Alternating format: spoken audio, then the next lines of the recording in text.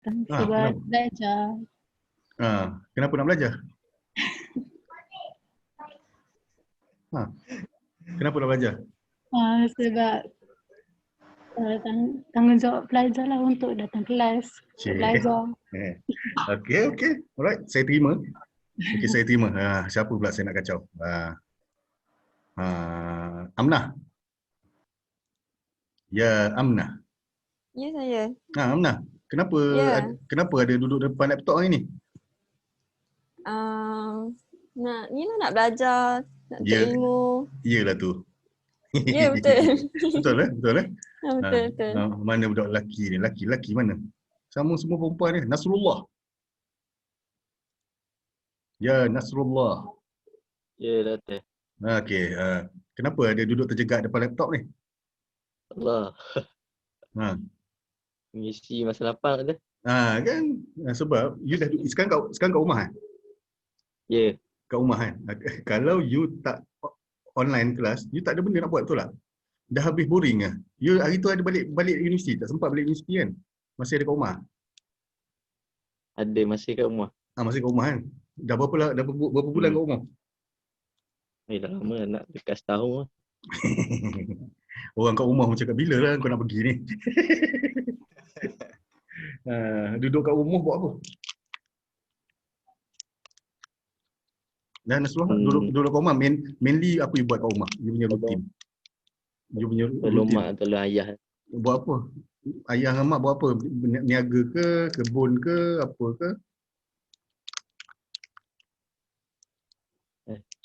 Kerja rumah lah. Yalah, tak. Bersih rumah you Buat sapu. kerja-kerja. Bersih rumah you sapu setiap hari. Bersih rumah. Ada mop rumah setiap hari. Tak juga. Habis buat apa kat rumah? Mungkin masak.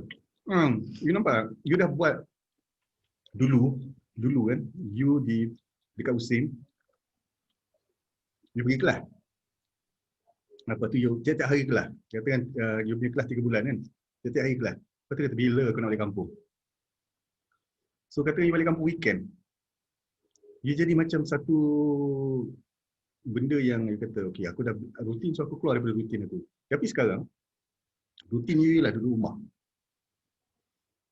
Apa yang nak buat? Takkanlah nak mesra rumput tiap hari. Habis tonggil rumput. Kan? Nak cuci lantai, hilang tiles ke. Dia nak cuci tingkap. Kan orang kata, kesian budak ni. Muda-muda lagi dah gila. Kan? Setiap hari buat semua benda kan. So, you kata sekarang rutin you ialah buat kerja rumah everyday. You bayangkan sekarang you keluar daripada rutin kerja rumah. You pergi kelas online. Nampak tak tadi? Sebab you kata mengisi masa lapang. Sebab you dah boring sangat. Kan? Sebab you buat semua benda rutin. Kan? So, setiap orang, lepas saya kata setiap orang berbeza motif dia. Amnah beza, Nasrullah beza, tadi pun beza. Kan? Ada orang yang kata motif dia, ni kalau aku tak pergi kelas, kan kena marah. Kan makan rendah. Kan aku tak faham. So semua orang lain motif. You ada, saya pelik, kelas ni kenapa ada 50 orang? Ada 50 lebih daftar. Kelas ni sepatutnya 49 orang. Yang lebih itu datang daripada kelas mana? Ke datang daripada KQB 2 masuk kelas ni? Saya tengok kelas ni sepatutnya 49. KQB 2 pun 49.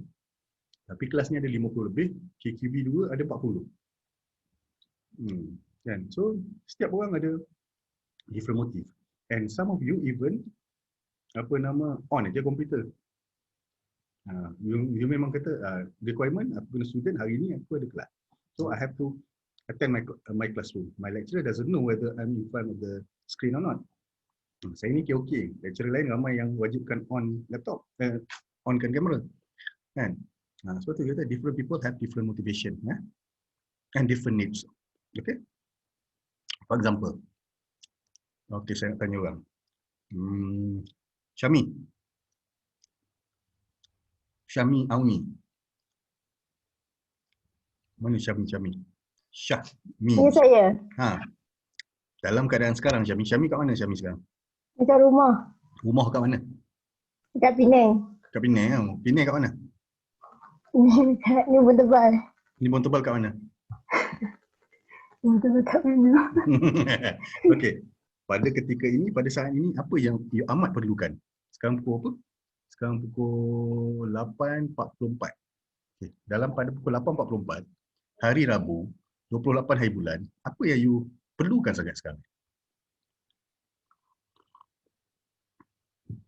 Syami? Makan. Makan. Syami tak makan lagi? Belum. Belum makan. Okey. So pada ketika ini 8.44, 28 hari bulan, hari Rabu, Syami perlukan makan. Okey, kita tanya orang lain pula. Nazira, soalan yang sama. Sedap coklat. Nazira, Ya. same question.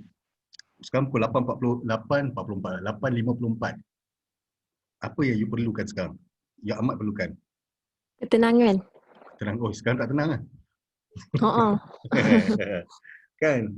Sebab setiap orang perlukan, even though at the same time, kadang-kadang you dalam kelas, okay?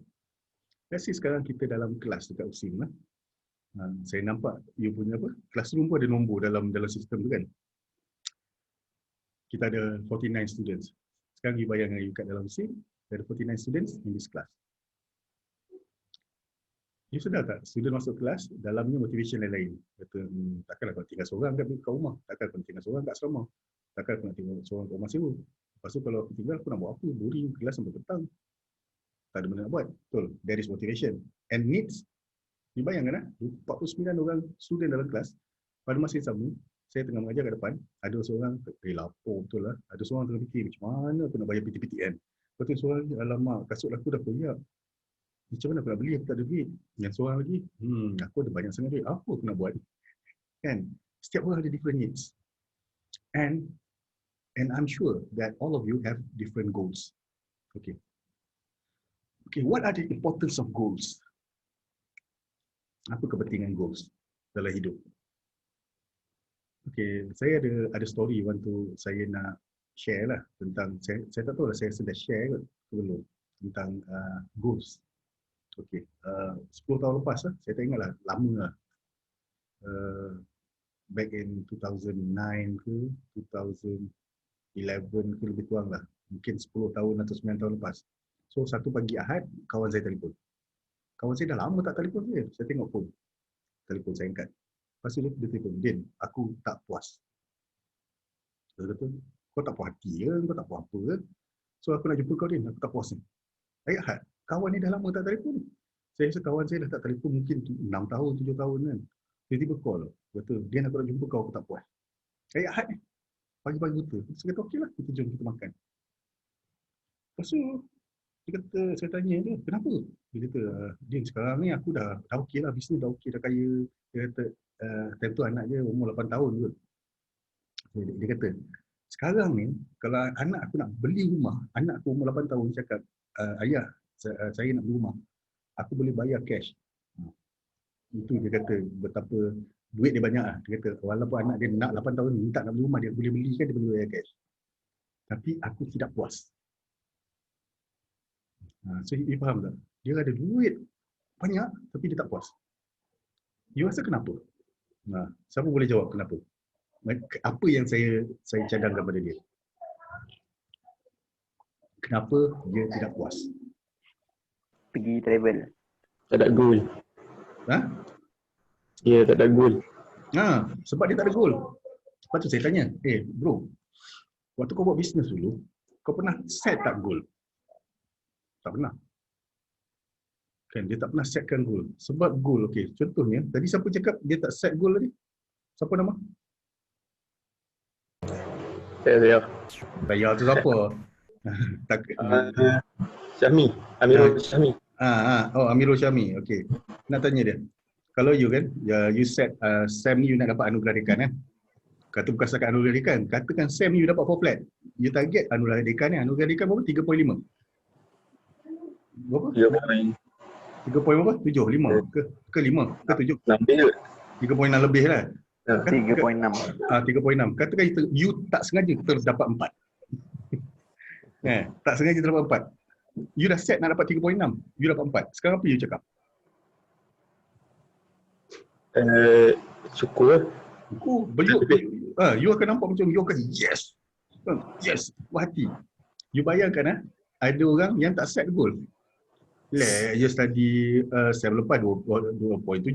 Sem ni buka-buka tengok 4. Nampak tak? Dia dapat macam sebab dia tak set apa. Sebab tu dia sedar tak? Setiap kali kita set goal, setiap kali we attain our goals, kita akan alhamdulillah, yes. Kan? So kawan saya, dia start business.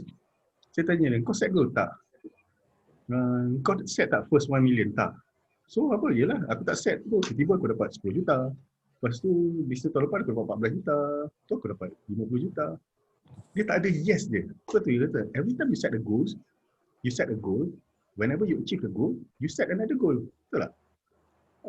You kata, okay aku nak, sem ni aku nak 3 point lah, 3 pointer.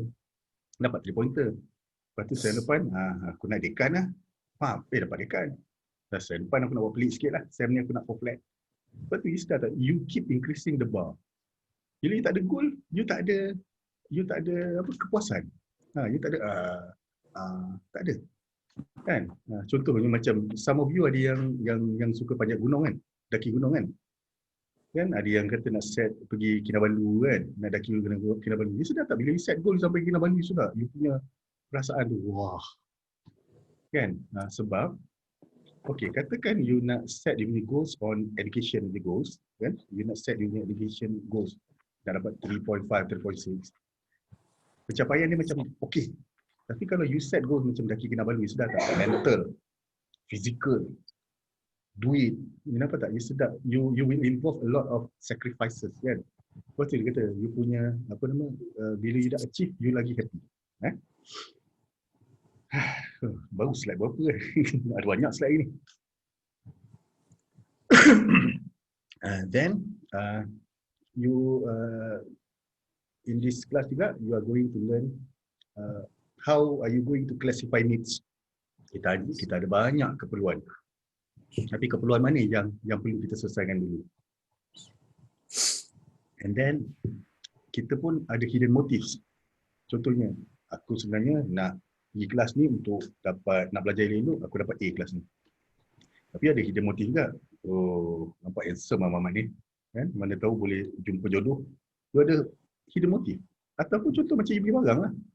Okay, aku nak beli kereta. Tapi aku nak beli BM. Aku nak beli kereta sebab aku sekarang dah ada duit lah, mampu. Okay, nak beli BM. That is your motive. You nak ada kereta. Tapi hidden motive yang mungkin aku nak tunjuk dekat semua kawan keluarga aku dah berjaya. That is your hidden motive. And then another learning objective of this topic is you are going to understand why and how consumer use technology. Alright.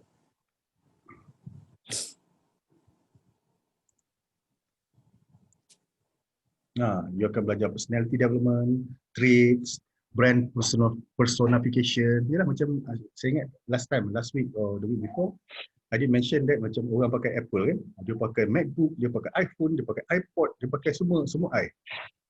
Brand personification. You attach yourself to the brand. And also the impact of self-image on consumer behavior. Okay. So what is motivation? Is a driving force. Apa yang motivate you? Apa yang push you? Push you. Apa push you nak pergi ke depan? Apa push you nak jadi orang yang terbaik? Apa push you? Okay, some of you yang lelaki ni kan, PKP hari tu, mesti simpan rambut panjang kan? Ada yang simpan rambut panjang. Apa yang motivate you untuk potong rambut you? Kan? Apa motivate you? Sebab apa? Mak marah. Sebab alamak dah nak kena balik usin. Ataupun alamak kutu banyak dah jatuh. Kan? So apa yang drive you to act? And reflect to the reason. Kenapa you behave in that particular way? Apa yang drive you? That is motivation. Okay, this is the motivation process. Actually, you have unfulfilled needs. Sudah tak? You lapar. Keperluan you untuk makan. Nampak tak? So, apa yang drive you? Apa yang motivate you? Alhamdulillah. Siapa bersin tu? Okay. So drive you untuk change punya behavior. You pergi cari makan. Sebab you dah makan. Sedar tak you punya stress tadi? Lapar tadi hilang. Itu this is the motivation process. Sebagai contoh, you ada unfulfilled needs. Contohnya, sakit perut. Sekarang kita sakit perut. As consumer, kita sakit perut. kita dekat shopping complex. Sekarang dengan PKP nak pergi tandas bukan boleh masuk semua. Sedap tak dia punya, because you kata perut dah sakit, itulah yang drive you, menyebabkan you kena cari tandas. Lepas tu dapat jumpa tandas, dapat buang air. Sedar tak? Tension tu, sakit stres, nak sakit perut tu hilang. Super juga dia kata, alamak aku nak kelas SIM ni dah nak start, kelas online, aku tak ada laptop. You have unfulfilled needs, tak ada laptop. You sedar tak? Macam mana lah? Duit tak ada, mana nak cari? So what drive you?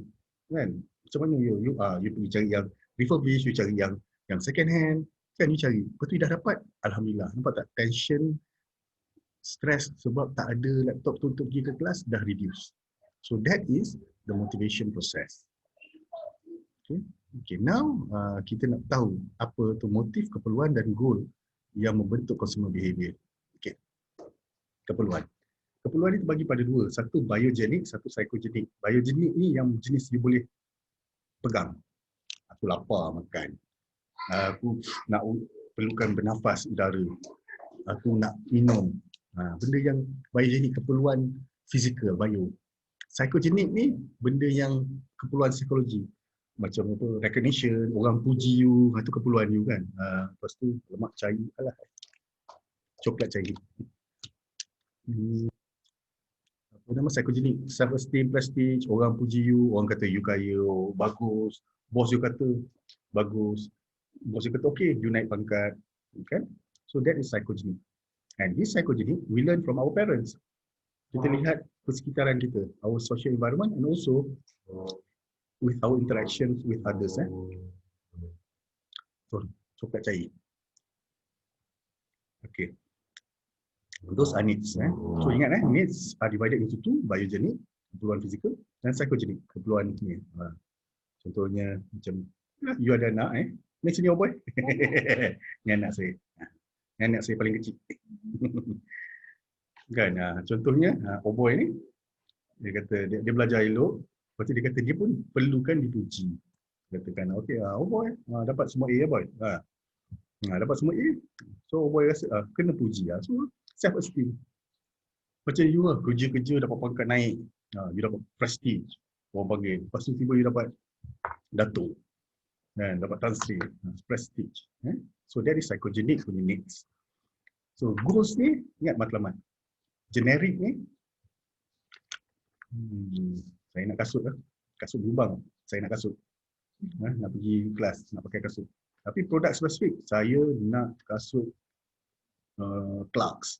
Saya nak kasut dah. It is product specific, came together with the brand. Kemudian need arousal. You ada physiology and cognitive arousal.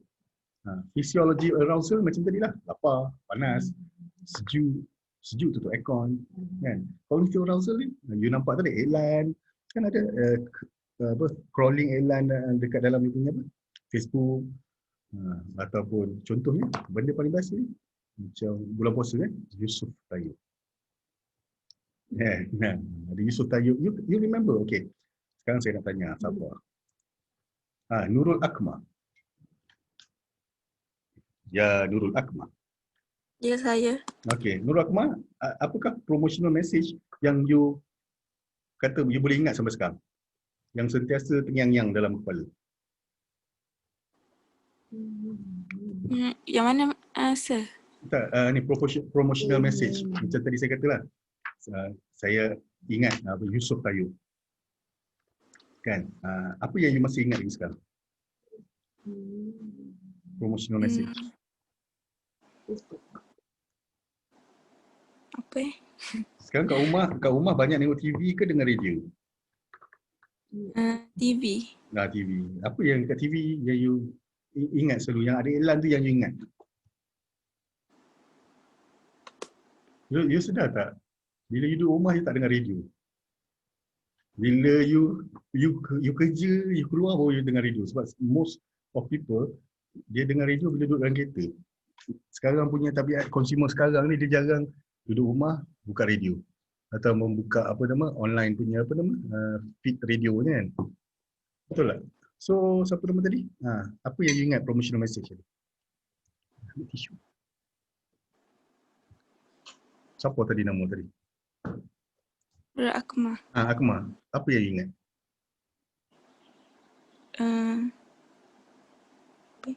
Okay, you selalu tengok TV sekarang. You tengok apa? Astro ke, TV3 ke apa? TV3. Okay, TV3 you mesti tengok drama pukul 7 kan? Time maghrib kan? Kan? Okay. Iklan apa sekarang selalunya? Dia akan iklan yang sama je untuk satu siri. Sekarang cerita apa? Iklan Cerita pukul 7. Pukul 7. Shopee sekarang iklan dia siapa? Yang Puan Cukang tak yang ingat. sebab saya ingat yang dekat Astro sekarang iklan Shopee 11 hari bulan 11 kan. Iklan Puan Cukang kan. Betul. Kan? Betul. Ingat pula kan. Okey. Oh, Tapi saya selalu, sebab saya pergi office, saya selalu dengar radio. So promotional message yang saya selalu ingat itu apa? Iklan apa? Iklan Cokodap. Setiap kali saya naik kereta, saya ni jenis dengar radio Cina sebab dah tua kan. Saya akan dengar iklan Cokodap, Cokodap lebih dari sedap. Lepas tu saya selalu duduk. Kalau lebih daripada sedap tu apa? Lepas sedap tu apa? Kan? Lebih dari sedap. Lepas tu banyaklah sebab saya tak tahulah what type of radio you tengok, dengar kan. So, saya dengar Cina kan. Dah tua kan. Dia punya iklan Cokodap. Lepas tu satu lagi iklan apa? Apa nama? Iklan kosmetik. Iklan kosmetik tu kan. So, itu je lah yang selalu saya dengar. So promotional message tu yang menyebabkan dia punya cognitive arousal tu. Sebagai contoh kan. Kadang macam anak saya kecil, pagi-pagi saya nak kejut dia, saya pergi kat telinga. Boy, daddy ada satu benda nak cakap. Apa benda ni? Dia nak tengah tidur ni. Cokodap lebih dari sedap. Dia bangun marah. Ataupun dia tengah duduk tu. Boy, daddy nak bisik satu. Lepas tu anak saya kata, daddy apa? Yusof, Tayyub. Itu kalau nak suruh dia bangun daripada kursi lah. Atau nak suruh dia buat benda, bagi dia marah. Kan? Sebab tu kita ada benda yang kita melekat. Macam tadilah iklan, apa nama tadi, Shopee kan. Kan ada, yang sekarang tengah iklan Puan Cukang. Hari tu iklan apa? Shopee pipi kan. Shopee pipi kan iklan dia. Jadi sedar tak? Shopee pun sekarang, kalau you lihat dalam Facebook pun ataupun secara social media pun dia ada buat jenis apa nama tu, yang dia jenis suka mock orang kan. Kalau ada isu-isu baru kat Malaysia. Okay. Sekarang kita nak pergi, how are we going to select goals? Kita ada goals, macam mana kita nak select goals? So goals ni, apa faktor yang menyebabkan kita boleh select our goals? Satu ialah personal experience. Yalah, macam kita pergi shopping kan, kita dah tahu. Contohnya kita nak beli shampoo kan. Kita tahu, shampoo ni baru dia tak tahan lama. Shampoo ni buih dia kurang. Shampoo ni, so based on our experience.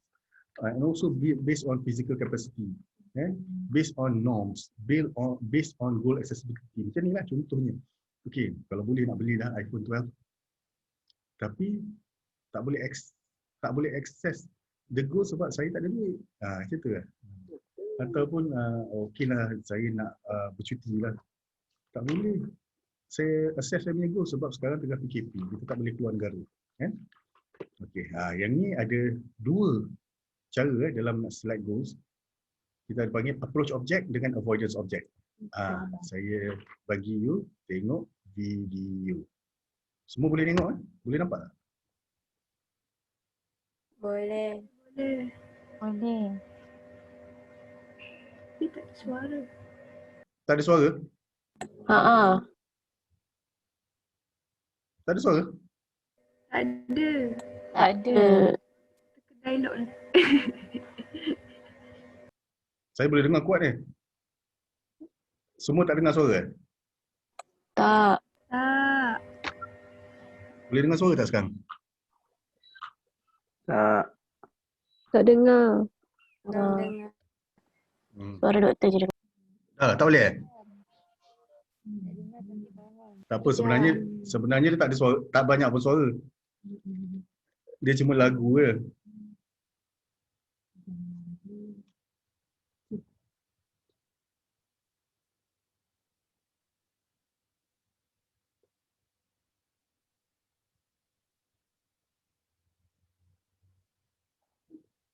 Okey, video ni you boleh tengok dalam goals kan, saya ada letak dalam you punya PowerPoint. Kalau you ada masa nanti you tengok. Tapi tak apa, kita boleh tengok ni sebab apa yang dia cakap dia ada tulis kat bawah.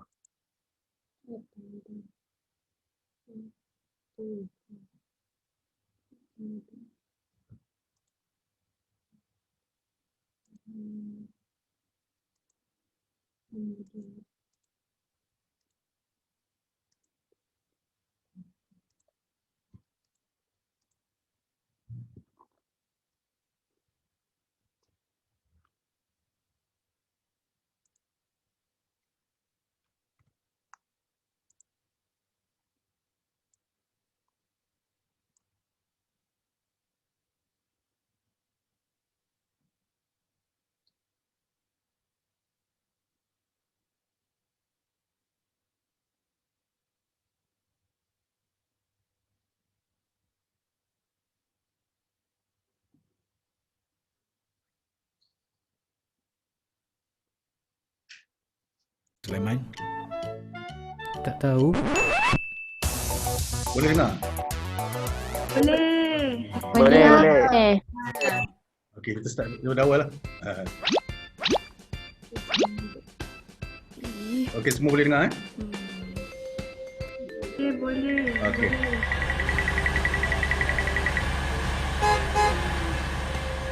Ish. Senyum. Ish. Ketibas lah. Ketibas.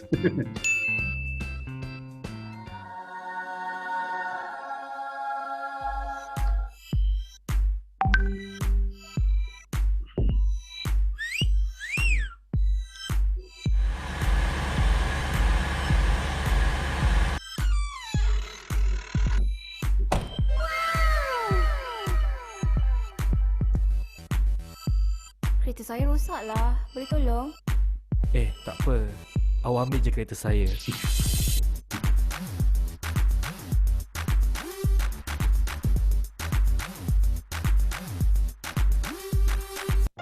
Tiga tambah tiga berapa?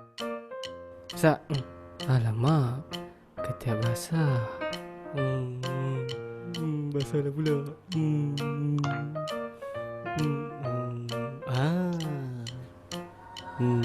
Baik aku makan ni.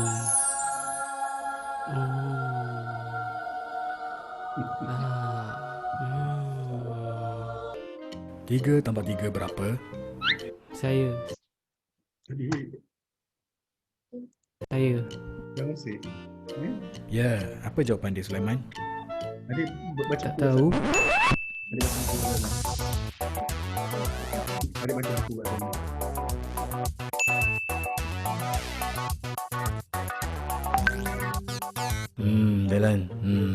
Jalan. Alamak. Lesson L lupa nak renew. Ish. Oish, ketibas lah.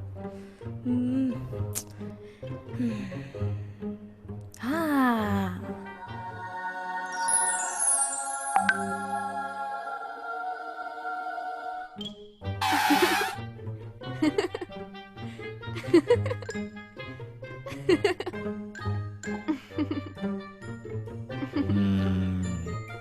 Cik tengah buat apa ni sebenarnya ya?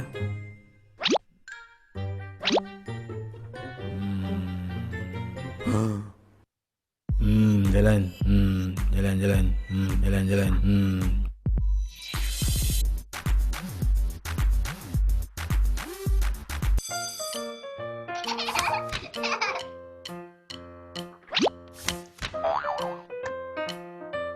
Ish. Alah, malasnya. Ha.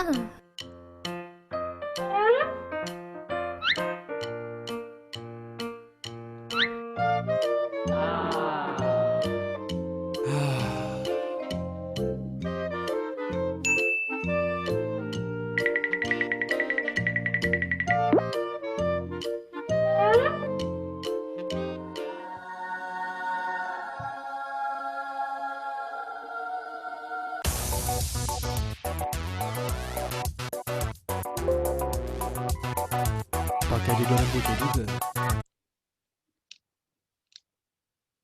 Pakailah sweatpants pada ketiak anda. mudah ditambali baju, garanti tidak bocor lagi. Okay. Alright. Sudah tak tadi ada approach and avoidance object. Approach object ni ialah the possibility of useless dalam konteks this video kan. Approach ni ialah satu yang you akan dapat benda positif yang you akan dapat daripada consuming this product. So that is approach object. Avoidance object ni ialah dia kata, oh aku kena beli produk ni untuk mengelakkan ketiak basah. So you nak avoid, you nak approach kejadian yang useless, you nak avoid ketiak basah. So that is approach and avoidance object. So factors that motivate shopping. Okay, some people they want to seek specific good. Okay, some they did recreational shopping. Okay, mana tadi? Okay, recreational shopping. Saya tengok sini ada yang nak yang ada chat dengan saya. Saya tak boleh nampak chat kat sini. Security, stop video. Kan, chat saya tak keluar. Sekejap ni. Sebelum saya escape sekejap, boleh tak saya nampak chat?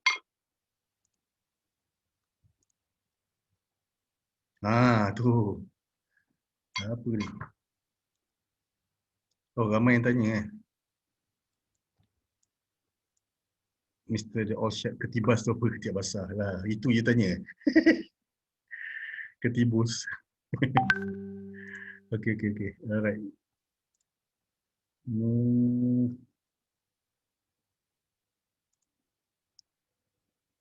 Ni tadi.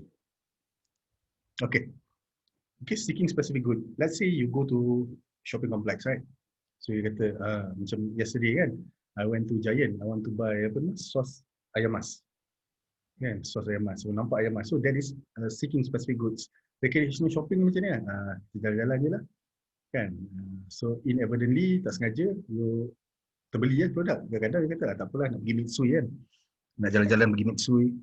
Tapi lah, nampak kedai Jelly Bean ke, kedai Nike kan, kedai Adidas, berhenti beli. So activity specific shopping ni macam ni. Okay, saya shopping untuk beli hadiah birthday. Saya shopping untuk hari raya. So that is activity specific shopping. Demand specific shopping ni macam tu lah. You kata you demand specific benda. Okay, you kata saya nak shopping untuk shopping yang cepat. Contohnya saya pergi kedai makan yang cepat. So that is demand specificnya.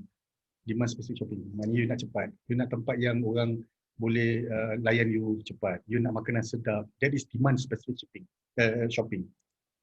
Okay. So what happen if you cannot attain your goal? Siapa saya nak tanya? Akila.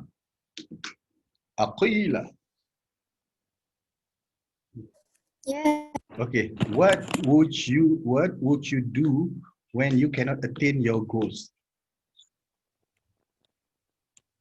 Katakan Akila nak dapat dekan tapi tak dapat SEM ni. Apa yang you akan buat bila you tak boleh attain your goals? Cakap terang-terang Akila. Repeat. Repeat. Kau kejam. Tak dapat dekan, repeat satu SEM. Dekan berapa? 3.6 kan? You dapat 3.59. Kecewa sangat. Tak apalah, saya repeat satu SEM. Okay. Akila, apa jadi kalau you tak dapat dekan? Alah, tak nak macam tu. Tak, ini cerita. Ini hypothetically. Apa you buat kalau you tak boleh dapat? Entahlah. You ingat setiap apa yang you cakap ni ada maksud tau. Nanti kita akan belajar dalam ni. Okey, tak apa. Akila. Haras. Mana Haras? Ya, saya doktor. Okey, Haras. Apa jadi katakan sekarang you nak beli iPhone 12. Apa jadi kalau you tak dapat iPhone 12? Saya sanggup cari kerja. Sanggup cari kerja. Nampak tak? Okey, yang tadi siapa tahu? Tadi siapa nama tadi? Akila. Akila kalau tak dapat dekan dia tak tahulah. Haras kalau tak dapat iPhone 12, you akan kerja. Cari duit sampai dapat.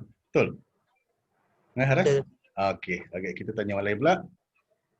Amnah. Amnah. Ya, saya. Katakan you lapar. Ya. You lapar tapi tak dapat makan. Sebab you sibuk. Katakan you sibuk lah. Katakan hari ni you ada 24 jam kelas, tak berhenti. You lapar ni.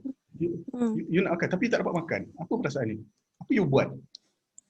Apa yang saya buat curi masa untuk makan. Nampak? You curi masa untuk makan. Okay, thank you. Alright. So, you tengok. Inilah jawapan dia. What if you cannot attain your goals? You have 3. One is substitute goals, one is frustration, one is defense mechanism. Okay. So, apa benda tu? Frustration ni hasil daripada you tak berjaya nak dapat goal tu. Frust, kan? Nak makan tak dapat, frust. Nak ni tak dapat, frust. Semua ada frust. Betul tak? Macam tadi siapa tadi kata nak iPhone 12. Perkataan pertama sebenarnya ialah you want to purchase your iPhone 12 tapi you tak cukup duit. First sekali, but second dia kata tak apa, aku akan kerja sampai aku dapat. Kerja sampai aku akan dapat. Kan? So that is frustration will happen first. You tak dapat dekan, frust. Tapi tak apa, I will try my best to get it next semester. Okay, saya lapar. Busy sangat. Frust. Tak apa, curi masa sekejap lah. Tak sedar, kita pergi lagi sekejap, pergi makan. Nampak tak? Frustration will happen first. Kan? Walaupun you tak zahir kan, you mesti, tak dapat. Tak apalah. Okay. So, defense mechanism are cognitive and behavioral ways to handle frustration. So, bila you frust, you akan ada defense mechanism. Satu iaitu daripada segi kognitif, satu lagi daripada segi behavior yang you akan show. Okay. So, defense mechanism macam ni lah. You ada aggression. Ada orang tak dapat benda, dia mengamuk. Kan? Tak dapat benda. Benda paling simple lah. You ngantuk, tapi you nak buat assignment. Assignment tu kena hantar besok pagi pukul 8. You ngantuk tapi tak boleh tidur. Kawan tanya apa, you marah. So aggression. Ada orang macam rationalization. Tak apalah. Okey lah tu. Tak dapat 3.6, dapat 3.599. Dah okey lah tu. Orang lain dapat 2. Kan? Ada orang regress. Tadi aggress. Ada orang regress pergi ke belakang. Kan? Ada orang buat projection. Dia tak apalah, dia target benda lain. Ada orang daydreaming. Tak apalah, kalau aku dapat, tak dapat tak apalah. Tapi kalau aku dapat, best. Daydreaming. Ada orang identify dia punya dengan benda lain. Ada orang withdraw. Withdraw je paling teruk lah.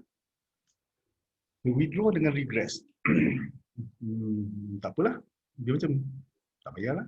Tak payahlah buat target, dapat dekan. Tak payahlah beli iPhone. Tak payahlah makan. Withdraw.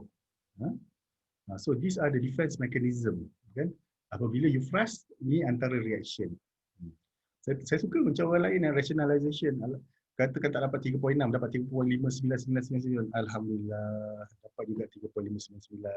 Mungkin Allah tarik 0.00001 ni sebab aku solat lambat. Kan? Masuk Zuhur 1 minit, aku solat 1 minit 26 saat. Kan? Ada rasional, tak apa. Mungkin bukan rezeki aku kali ni. Kan? Some of you kan will rationalize. Tak apalah. Mungkin belum sampai rezeki. Kan? Mungkin next sem. Yeah? Alright. Tadi ingat tak kita kata, kita ada banyak keperluan. Macam mana kita nak classify keperluan tu? Mana yang kita nak utamakan? Mana yang kita nak lambatkan? Okay.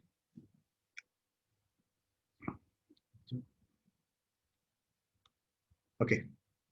Ini according to Murray's punya theory of psychogenic needs. You nampak needs. Needs for achievement. Contohnya macam tadi lah, dapat dekan.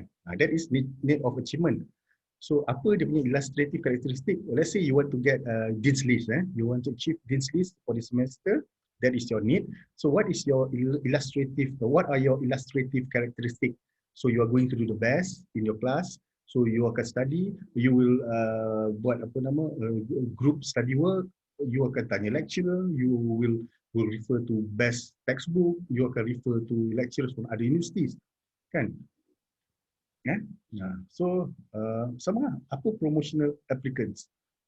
applications. So katakan nak motivate kan, katakan universiti.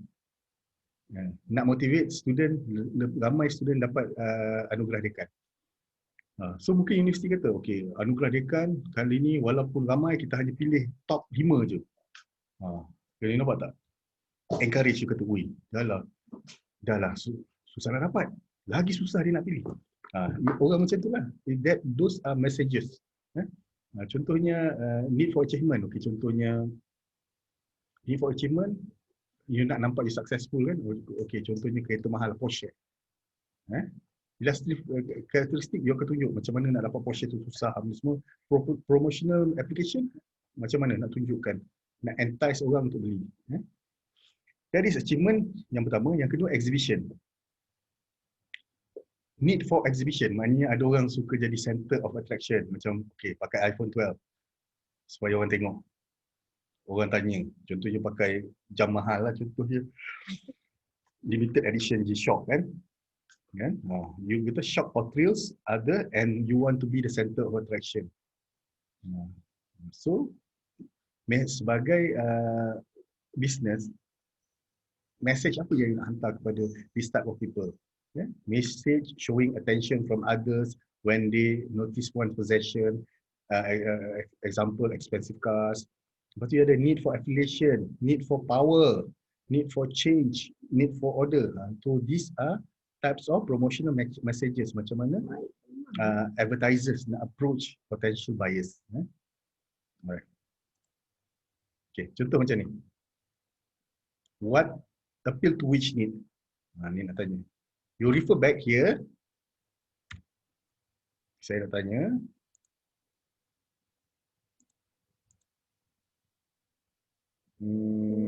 Izul Naim.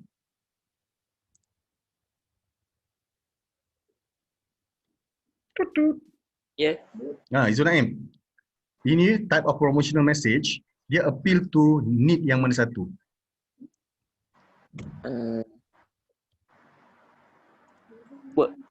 Sekejap ni. Yang mana satu? Is it achievement, exhibition, affiliation, power, change or order?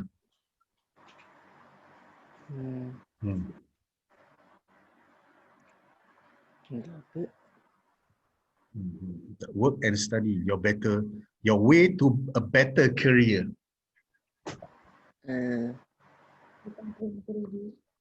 Kan? Achievement kan? Success kan? You nak dapat a better career. So, what type of need is achievement. Mana tahu exam ke ada masuk macam ni kan? What type of need dia appeal kan? Okay, alright. Okay, next siapa boleh jawab? Ni appeal need yang mana satu? Long holiday for vacation. Malaysia holiday, share and tag your friends. Iklan ni appeal to which need?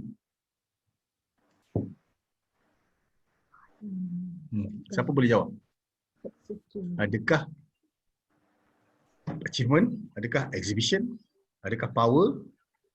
Adakah affiliation? Adakah change? Adakah order? Affiliation. Affiliation. You nak spend time, form strong friendship. Okay? Bagus. Tapi boleh tak dia jadi juga change? Boleh. Kan? Boleh. Affiliation ni mungkin you nak tadi apa nama tadi cuti bersama kawan-kawan. Betul tak? Mungkin you nak change, you kata nak change, you want to seek new experience kan. Tapi mungkin juga you nak buat exhibition. You nak kata, oi, nak tunjuk-tunjuk kat orang lain, aku ni boleh bercuti. Betul tak? Sebab tu dia kata dia boleh jatuh kepada different categories kan. Dia tak clear cut. Macam tadi bolehlah clear cut, mungkin achievement yang tadi, dan mungkin juga dominance, power. Dia nak tunjuk sambung belajar, nampak power daripada kawan dia lain. Contohnya kan, dia buat apa PhD ke, ataupun kawan-kawan dia semua apa nama ada SPM je. So dia kata Elan je ni, so dia kata power achievement, power. Dia nak tunjuk kat kawan-kawan dia kat kampung, dia lagi power daripada kawan dia lain. Pun boleh juga. Okay. Yang ni mana? Order. Ni order. Affiliation. Change. Banyak kan boleh kan? Change boleh. Apa nama tadi? Affiliation pun boleh kan? Sebab saya rasa power dengan yang ni tak adalah. Kan? You nampak tak? Setiap benda ni boleh refer tu. Yang ni dah belajar banyak kali kan? Maslow. Yang ni dah banyak kelas kan? You dah cover kan? Maslow hierarchy of needs. Tak. Pernah. Tak pernah? Pernah. Pernah kan? Supposedly in your marketing class ada benda ni.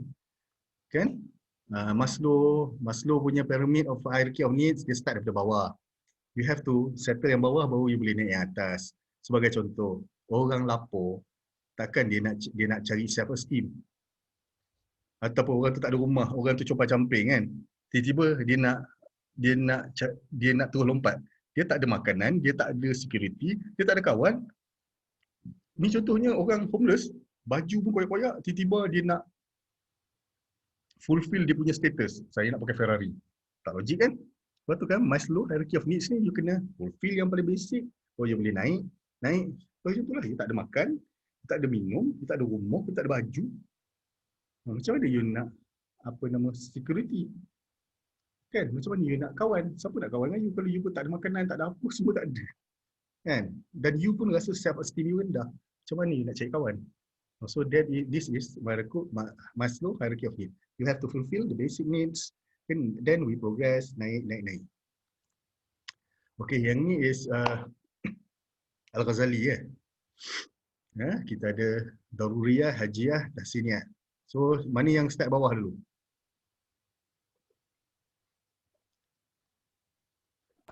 Daruriyah. Betul? Kan? Kita kena settlekan benda yang basic dulu kan? Necessities, keperluan. Kan? Hajiyah, Tahsiniyah. Macam tadilah. We have to differentiate between needs and want. Needs tu keperluan, want tu kehendak. Sebagai contoh. You nak pergi sekarang kalau dekat USIM you duduk asrama ke you duduk rumah sewa? Rumah sewa. Okey, rumah sewa kebanyakannya rumah sewa area mana? Dekat Anggerik kan? Betul. Ada yang luar lagi daripada Anggerik, jauh sikit. Contohnya Anggerik, lepas tu atas bukit tu apa? Akasia Park.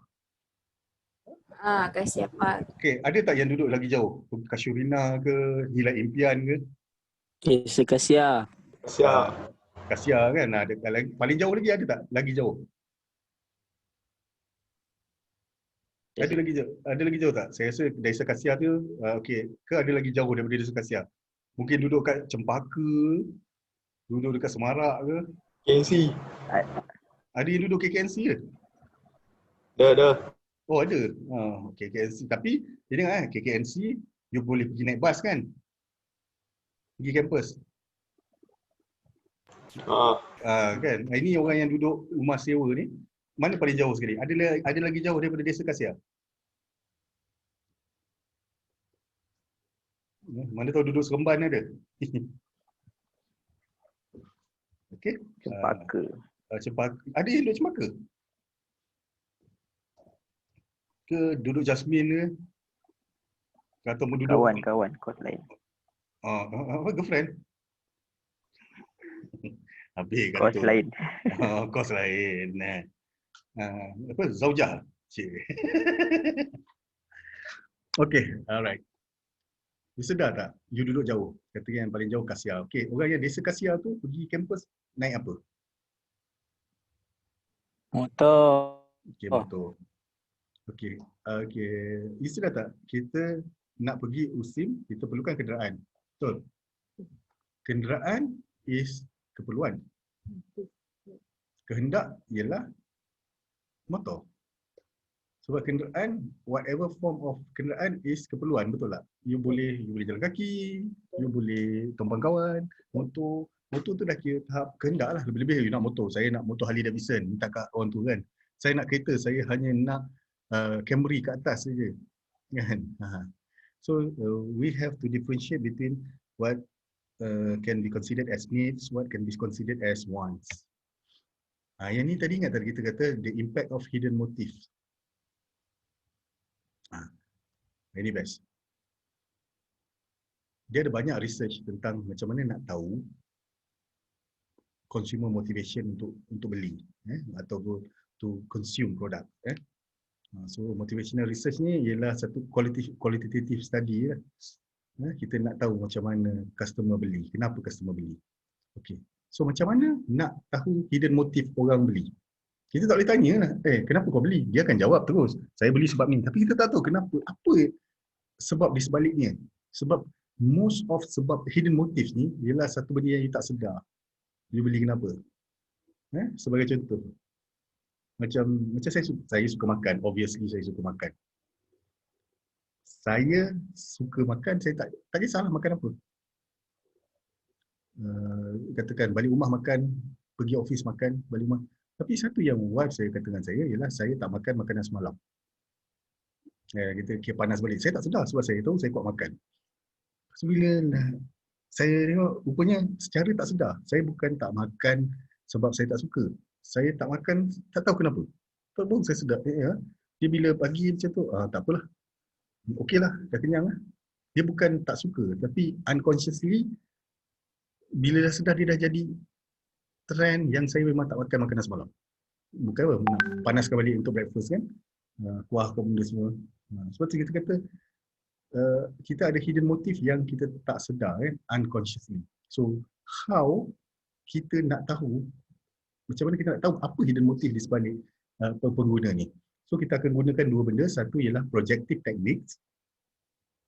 Satu lagi thematic perception test. Okay. Sebab kalau kita tanya, kenapa kau beli? Aku beli sebab benda tu murah. Tapi dia tak sedar. Itu yang dia sedar. Yang dia tak sedar ialah rupanya daripada kecil. Rupanya atuk dia dah pakai, mak dia pakai, adik-beradik dia pakai, makcik dia pakai. Dia tak sedar bahawa rupanya produk tu memang dipakai oleh family dia. Dia tak dari turun-temurun. Jadi dia dah terikut. So that is hidden motive yang kita tak sedar. Yang kita sedar, saya beli sebab murah. Tapi sebenarnya bukan.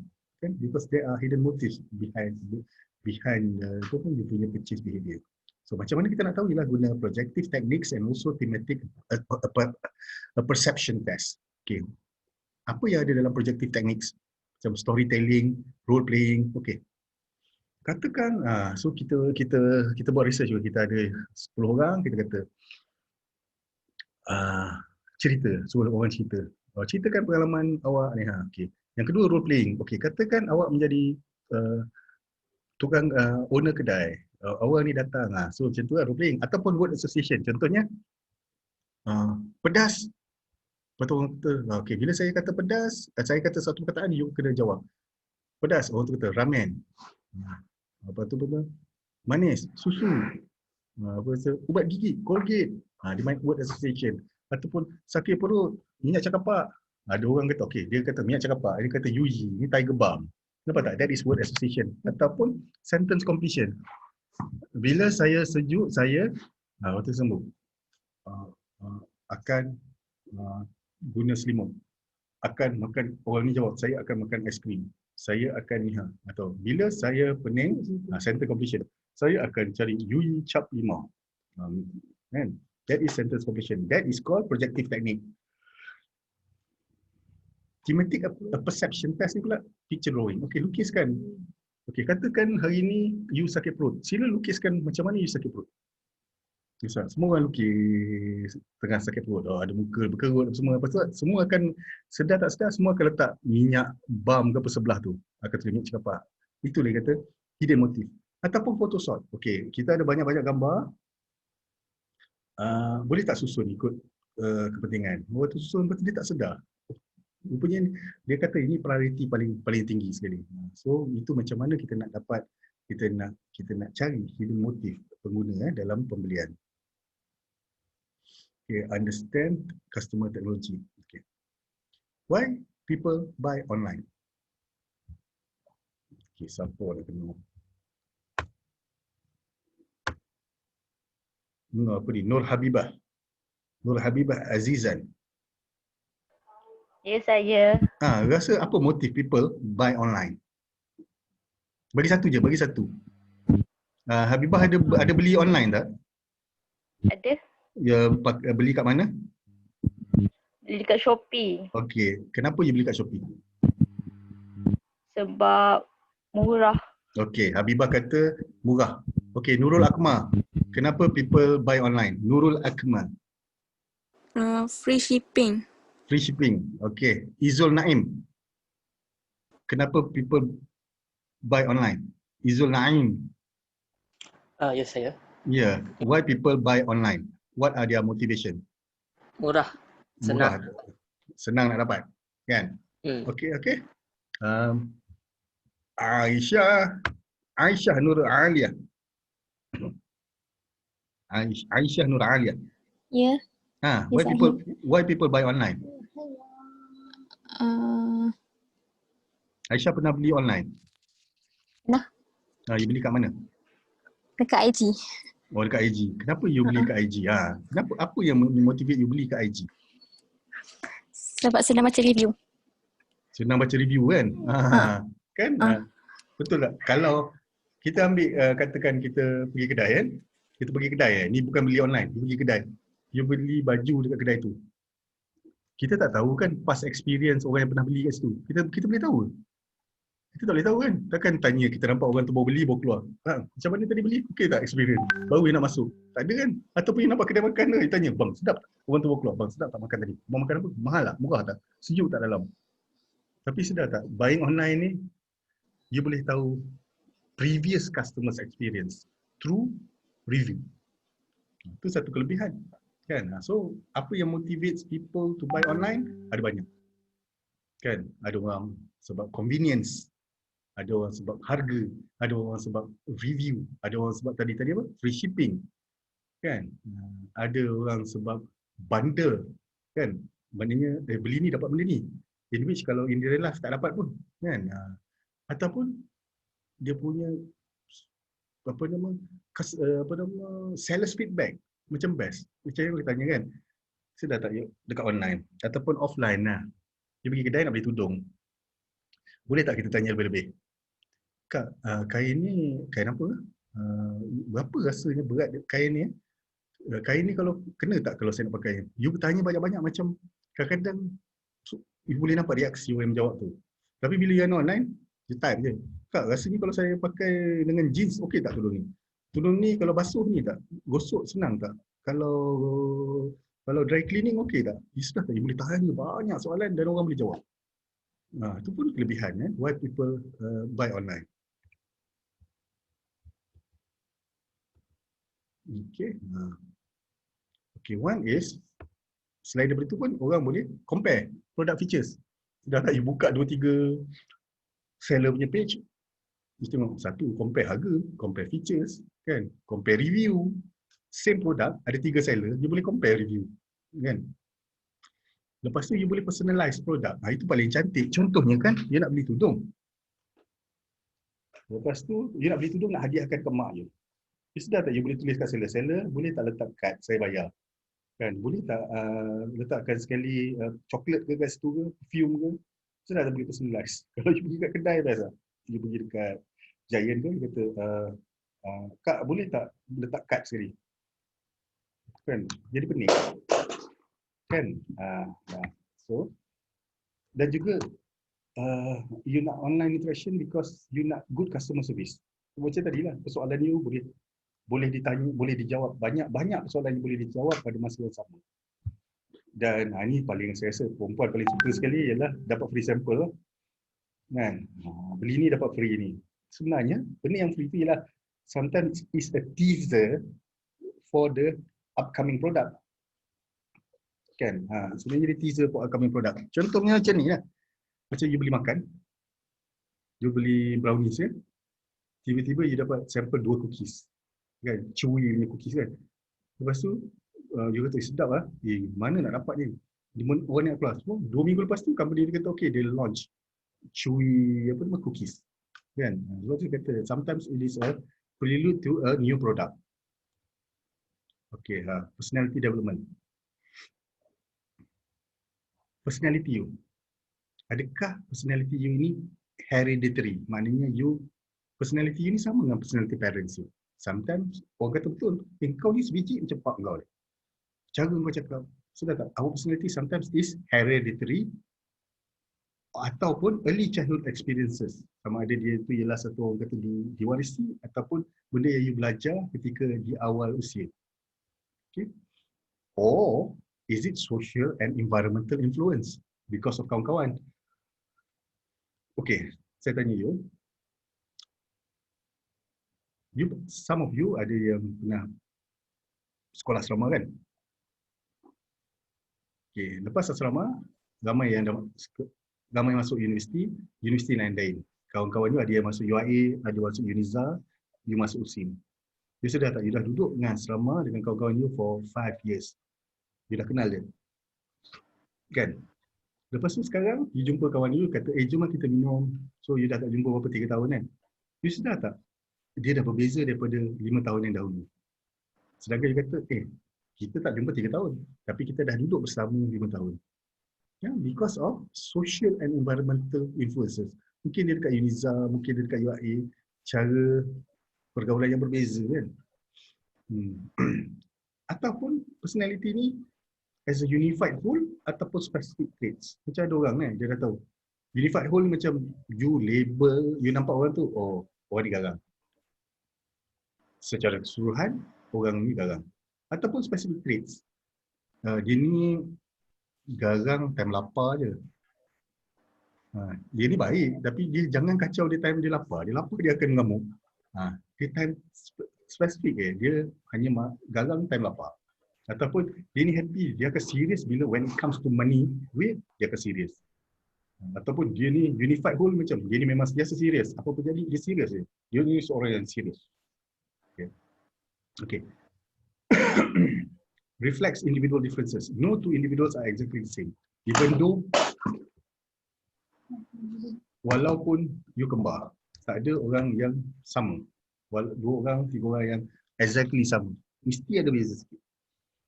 So, because of your differences, personality, marketers are able to categorize you. Betul saya kata ingat tak? Last week we talk about market segmentation. So, because of your differences, you can be grouped. Orang yang ni, orang ni, orang ni. So, you will be categorized into different groups. Even though sometimes you punya sikap, your personality is consistent, tapi boleh diubah. So tu yang macam saya kata kan, macam last week kan, yang saya kata, saya tak suka iPhone, saya tak suka iPhone. Memang konsisten, tapi lala saya pakai iPhone. You are consistent, sometimes you are persistent, tapi it can be changed. Okay, sekarang we want to understand how personality traits ni, kita punya personality shape our spending pattern, shape consumer behavior.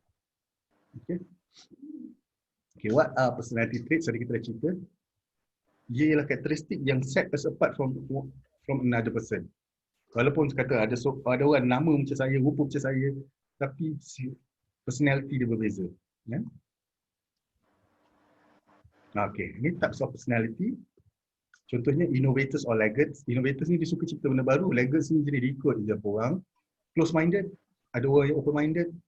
Ada orang yang conform itu tak? Dia ikut orang lain. Majority, dia ikut majority. Ataupun individual, dia ni unik.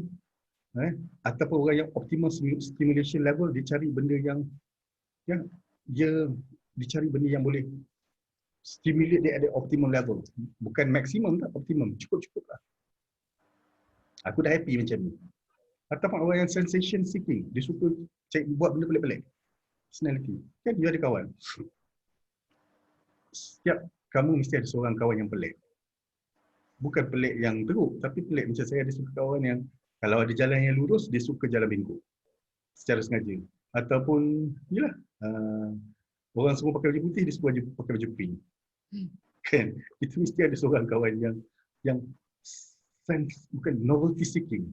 Dia suka benda macam tu lah. Ada orang suka kompon motor, ada orang suka kompon stem, ada orang suka kompon skru, ada orang suka kompon sabun. Kan?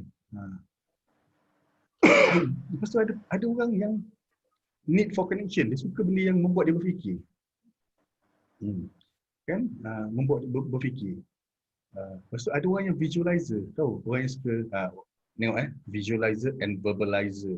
Macam mana you sebagai owner produk nak target orang ni. Visualizer ni orang yang suka tengok. Orang yang suka tengok. Orang yang suka tengok ni you bagi video, kan, you bagi tu kan. Orang yang verbalizer, orang yang suka baca sebenarnya. So dia suka dapat flyers, dapat apa benda semua. Dia boleh baca balik. Lepas tu ada personality yang materialism. Dia kan materialism. Ada yang compulsion. Beli sebab beli lah. Aku duit ada RM100 ni. Katakan nak beli bantal. Dia ada bantal RM10, RM8. Tengok bantal RM100 tu sedap lah. Duit ada ngam-ngam RM100. Tak apalah. Compulsion. Beli lah. Ikut hati. Ada orang yang fixation. Dia hanya benda tu je. Kan? Ada orang yang ethnocentric. Pasal dia saja. So banyak personality. Some of you ada ni. Dalam this group of 59 of you, 49 of you, ada yang close minded, ada yang open minded. Close minded, tak boleh. Aku nak pakai yang hitam je. Kan? Takkan tak nak try baru. Ada tudung yang warna kelabu-kelabu sikit. Kan? Ada orang yang close minded. Okay. Siapa yang duduk kat tepi jalan tu? Boleh dengar bunyi kereta lalu. Okay, to understand brand personification. Sedar tak? You ada brand preference kan? Ada orang yang suka Nike, ada orang suka Coca-Cola, ada orang suka Harley Davidson, ada orang suka McDonald, ada orang suka Disney. Budak-budak kecil ni selalu fixated personify themselves with inilah. Contohnya kan ada budak-budak kecil suka Spiderman kan. Dia mesti ada adik yang semua benda nak Spiderman. Baju Spiderman, sarung bantal Spiderman, langsir Spiderman, kan cadar Spiderman, pembaris Spiderman, beg sekolah Spiderman, kan budak-budak. That is okay, consider okay. Tetapi yang berbahayanya ialah apabila mereka membesar, maknanya okey, mungkin umur 2 tahun, 3 tahun, okay, tapi bila besar masuk sekolah, dia become not brand personified ataupun fixated, tapi dia jadi brand conscious. Itu yang bahaya. Kan? When they talk about handphone, budak-budak umur 7 tahun, iPhone. They don't talk about handphone. Dia kata, Mami, but iPhone tu, even though it is not iPhone, the phone tu dia regard all phones as iPhones. Itu yang bahaya bila budak-budak kecil, kanak-kanak dididik awal tentang brand. Okay, so we are going to understand the impact of self-image on consumer behavior. Actual self-image, ideal social self-image, ideal social behavior. Actual self-image macam inilah. Saya pandang diri saya sebagai seorang yang gemuk. Dia ni actual self-image. Ideal self-image, saya best kalau saya dapat kurus ke, saya dapat ketul ke, that is ideal. Social self-image macam saya nak masyarakat pandang saya macam ni. Pasti you ada ideal social self-image. Actual macam ni lah. Ideal kan best kalau aku boleh jadi macam ni. Social image, kalau aku nak masyarakat pandang aku macam ni. Ideal social self-image ni ialah yang terbaik lah. Macam yang tepat semua sekali. Dia campur actual, dia campur ideal, dia campur social. Ideal social self-image. So inilah self-image terhadap consumer behavior. Saya rasa saya dah miss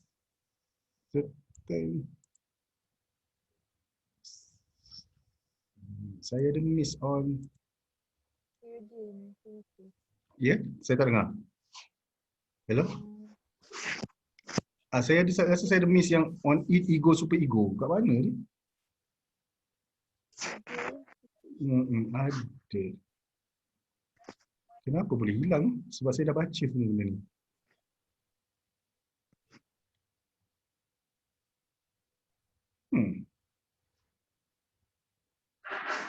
Sebab dia ada satu video lagi.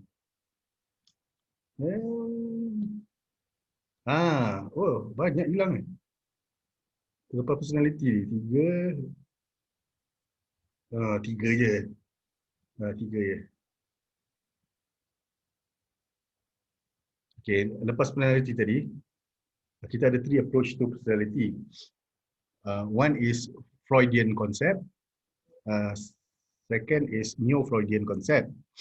Lepas tu kita ada how to measure this thing traits. Tadi kita dah cuma saya tak cover tadi Freud dengan Neo-Freudian. Okey. Freud ni punya konsep, nanti kita akan tengok video, dia ada id, ego, super ego. Freud punya konsep ialah semua benda yang motivate kita ialah unconscious, benda yang kita tak sedar. Sepada sedar ke ataupun kita tak sedar, yang drive kita untuk berbuat sesuatu. Neo-Freudian ni kata, kita ni membuat sesuatu kerana didorong oleh social relationship kita dengan others. Maknanya social relationship kita, environment kita yang buat personality kita. So inilah Freud kata unconscious, yang ni Neo-Freud kata social relationship. Okey, kita tengok video sikit.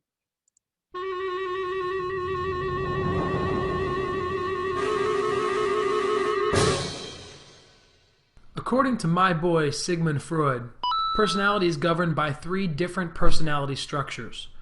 What he called the id, the ego. Boleh dengar kan semua? Boleh dengar video tadi? Boleh je. Boleh. Okay. And the superego. Let's begin by talking about the id. According to Freud, this personality structure is fully unconscious, meaning that the id affects our personality in ways that we are not even aware of. The id is kind of similar to the little devil on the shoulder we often see in cartoons, quietly whispering in the ear to be self-serving and behave immorally. The id demands immediate gratification by gaining pleasure, avoiding pain, and reducing tension, what Freud referred to as the pleasure principle. Freud also proposed that this is the only personality structure present at birth. When a 3-month-old girl wakes up hungry in the middle of the night, does she consider how crying might affect others in the house? Does she think to herself, maybe I'll let mom sleep for a few hours before I wake her up? No. Infants demand immediate gratification, gaining comfort and pleasure, and avoiding pain and tension, regardless of who or what it affects. Next, we have the superego. The superego is also mostly unconscious and is similar to the little angel on the other shoulder telling you to take the moral high road, doing well for others. The superego is similar to what we refer to as the conscience, operating on the moral principle. To satisfy this personality structure, we must do or think or feel no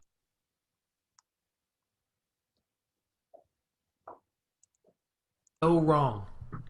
When we do quote-unquote wrong, giving in to the demands of our id, the superego ensures that we feel guilty.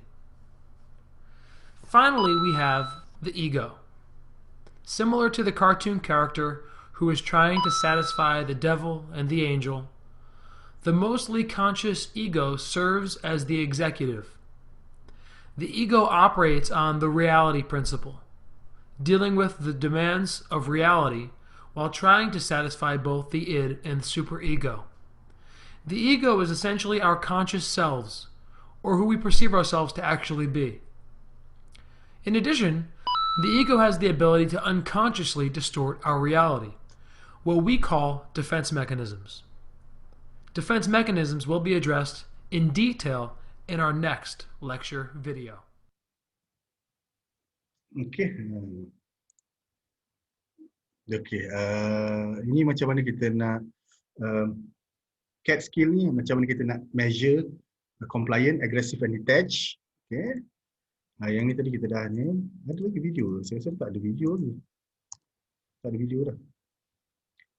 So, ada apa-apa soalan? Remember, isikan kedatangan tadi. Dah isi belum?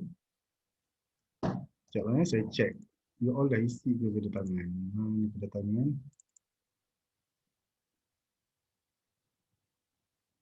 Okey, dah isi dah. Kalau ada yang tak isi lagi kedatangan, saya dah letak ni dekat chat. Apa nama? Link kedatangan. Tu. Link kedatangan. Okey, ada apa-apa soalan regarding your assignment apa benda semua?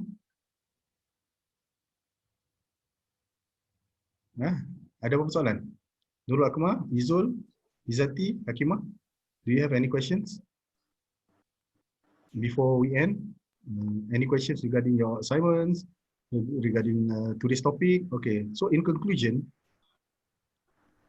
Sir, yeah, Amirul. yang title artikel tu, Ya. kalau dah submit nanti Okay, saya akan update dulu. nanti dalam goals.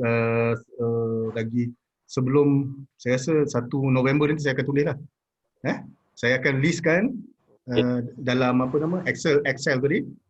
Kan nanti saya tulis okey, nama metric number you, apa artikel you, apa tajuk, nanti saya tulis lulus ke tak. Alright. Okey, don't worry nanti. Tapi you sentiasa tengok dalam goals. Okey, ada apa-apa lagi soalan? Tak ada apa-apa remember, nak soal. Kalau tak nanti kan ada yang buat salah itu. Doktor, boleh terangkan balik tak yang CAT scale tu, CAD scale? Saya tak dengar, apa? Boleh terangkan balik tak yang CAD scale? Yang Okey. ada compliant aggressive detect. Sekejap. Ini tadi.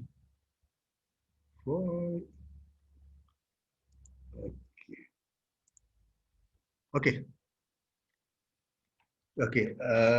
Dalam tadi, saya tunjuk tadi macam mana tadi. You ada banyak style research sebenarnya. Ini sebenarnya dia adalah skill. You boleh masuk, dia macam test juga. Dia ada certain a set of questions, kan? You jawab question tu. Nanti question tu dia bukan ikut urutan tau. Dia akan contohnya question 1, 5, 7 sebenarnya menilai compliant. Question ni menilai you agresif ke tak. Question ni menilai sama ada you detach atau tidak. Sebenarnya inilah skill. Dia macam dia ada set of questions, you jawab, nanti dia boleh measure sama ada you ni compliant ke, you ni ikut peraturan ke, you ni jenis agresif ke, ataupun you jenis detach, maknanya you suka jauhkan diri. So benda ni sebenarnya berguna untuk companies lah. Dia boleh tahu, okay, you ni type orang yang compliant. Compliant ni senang je. Orang yang agresif macam mana nak approach. Orang yang detach macam mana kita nak approach. So you boleh tahu consumer you yang mana yang compliant, yang senang dengan cakap, yang macam mana yang agresif, macam mana yang okay, suka duduk jauh-jauh, dia tengok dari jauh je. Okay, ada apa-apa soalan lagi? So faham tak CAT skill ni? CAT skill ni ialah satu skill yang you jawab soalan, nanti kita akan nilai daripada soalan tu, okay, mungkin dia ada skala dia kan?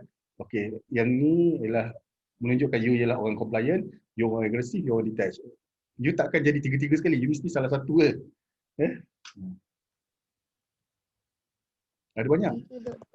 Dia macam psychometric punya test lah, kan? Psychometric kita pun ada juga psychometric untuk entrepreneur.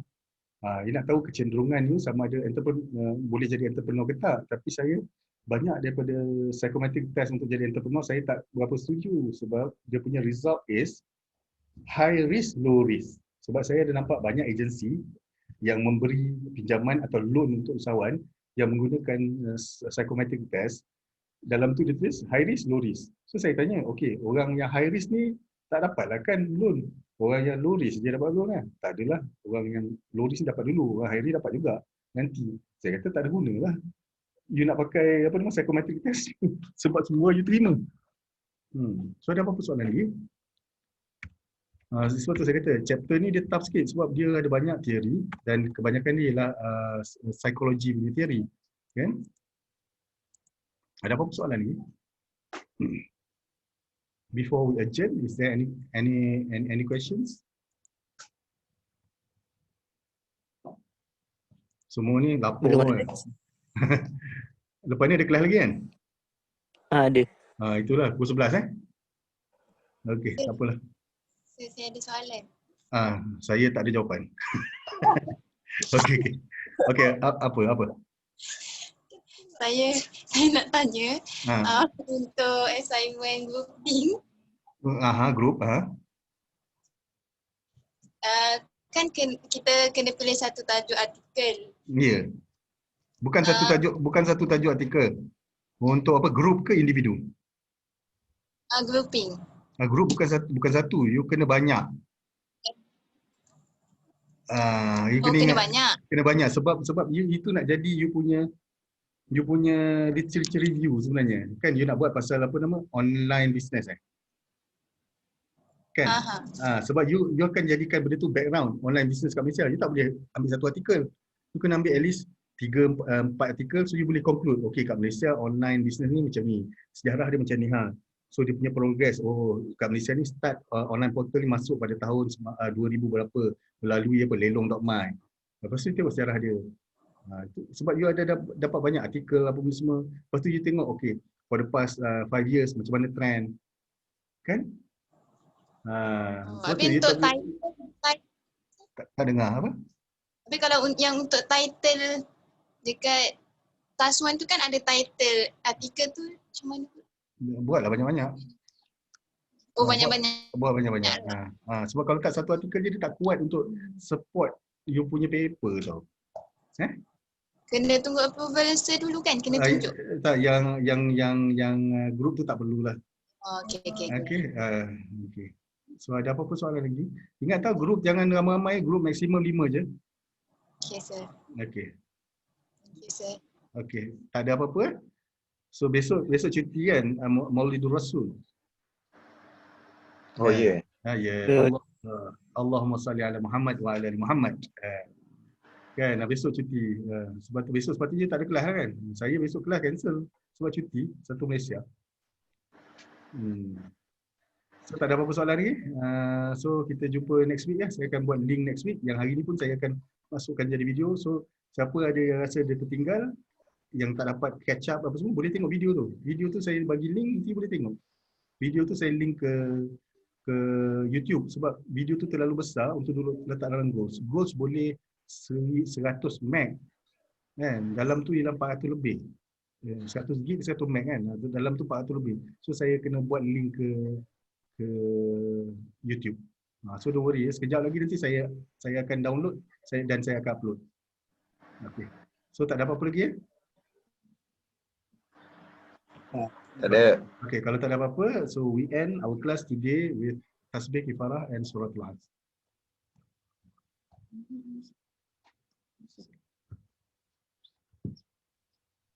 Thank you, Doktor.